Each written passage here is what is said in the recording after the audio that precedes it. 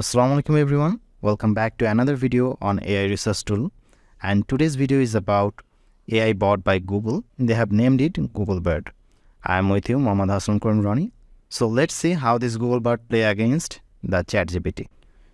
You can get access to Google Bird by going into this site, that is bird.google.com. You need to log into this site with your Google account.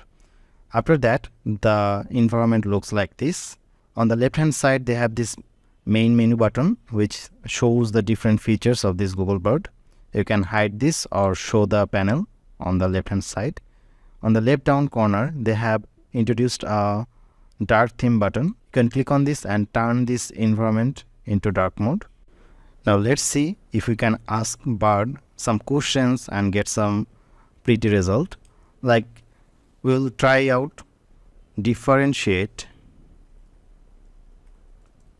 between ChatGPT and Google Bird in tabular form. We'll ask the same question to ChatGPT and we'll compare their result, how they claim, which one they think they're good at. So the Google Bird is saying that ChatGPT has the access to data up to 2021, whereas Google Bird it is saying that infinite, that means they have access to unlimited data with real time. ChatGPT, its accuracy is good, generating and summarizing text request, whereas Google Bird better at answering questions with more relevant information. Well, readability, the paragraphs from ChatGPT are chunkier, whereas the paragraphs generated by Google Bird, they're claiming that they are more diverse with formatting options. ChatGPT, this is free for all, and they have also premium version obviously. Whereas Google Bird, it is currently in a show rollout to users in US and UK exclusively.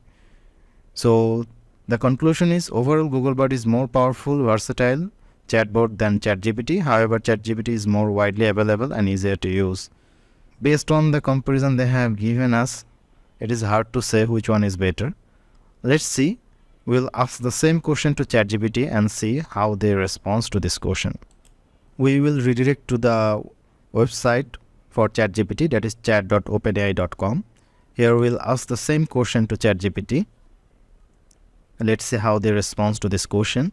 So the response from ChatGPT is, the purpose of ChatGPT is a conversational AI language model, whereas Google Bird, it's a same conversational AI language model. It's developed by OpenAI and Google Bird is from Google. The training data they has limited to 2021. Google Bird, it's not specified, but according to Google Bird claim, they have response to real-time data and they have access to internet. Response length limited by tokens, up to 4096 token, limited by tokens, same. Conversational, yes, API access, both have API access. Commercial use, ChatGPT has commercial applications. Ability and terms may vary. Customization, the both are same. Deployment, can be deployed in various applications. We can use ChatGPT to different application. We can deploy it. Whereas Google Bird primarily intended for Google Assistant. It's not applicable to as versatile as ChatGPT. Integration can be integrated into various platforms or systems, whereas designed for integration with only Google Assistant. Uses-based pricing model, whereas pricing details not publicly available yet now. It is in experimental mode for now. So according to maturity, I think ChatGPT is more matured, whereas it needs more time to be as matured as ChatGPT. So I don't think both websites gives us the best differentiation between these two interface. Anyway, but Google Bird has introduced some amazing feature, like the result they have produced, you can give your response as it is a good response. You can click on this. If it is a bad response, you can give it a bad report, or you can also export your result into a Google Docs, or you can mail it. So let's try to export it in Docs. So our document has been created on Google Docs. So you can see that the response they generated on the website, you can now import it into a doc file, or you can also email to any of your recipient. So this is great feature from Google Bard. And also they have introduced a voice prompt writing feature. Like if you click on this and you're planning to write a long prompt, in that case it would come in handy. Let's try it out. Write me a paragraph on Google Bard with 250 words. So the voice input has taken. Let's try the response. So they have given us a paragraph. I don't think it's between 250 words, so there's a long way to go for Google Bard to improve their response and to be accurate. It would be, I think, more than 250 words. Let's try it out.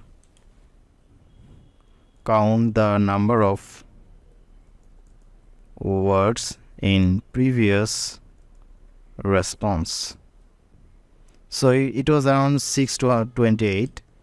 They are not very much good at following the exact commands. If we give the similar command to ChatGPT, let's try it out. So ChatGPT has also generated a paragraph. Let's see what is the word count.